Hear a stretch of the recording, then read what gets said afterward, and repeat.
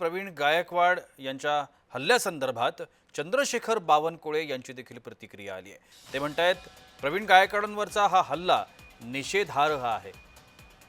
कोणत्याही आमदाराचं समर्थन करता येणार नाही असं देखील त्यांनी म्हटलंय। दीपक काटे मला 2-3 वेळा भेटले। प्रवीण गायकवाडांच्या आरोपांवरती बावनकुळेंनी स्पष्टीकरण दिलं। प्रवीण गायकवाडजीच्या हल्ल्याबद्दलचा निषेध मी पहिल्यांदा केला। मी अशा घटनांचा निषेध करतो। प्रवीण गायकवाडवर जो हल्ला झाला तो मान्य नाही, तो निषेधार्ह आहे।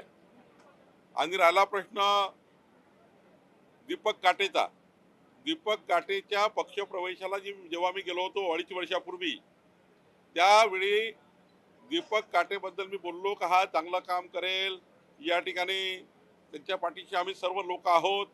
आणि शेवटी पक्षामध्ये येत असताना आपण हे बोलतो, जेव्हा पक्षामध्ये एखादा कार्यकर्ता येतो तेव्हा त्याच्या पाठीशी आपण राहतो।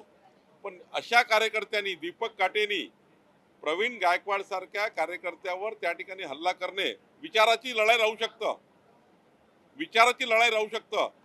पण आपले संस्कार, संस्कृती ही कधी अशा भ्याड हल्ल्याला साथ देत नाही।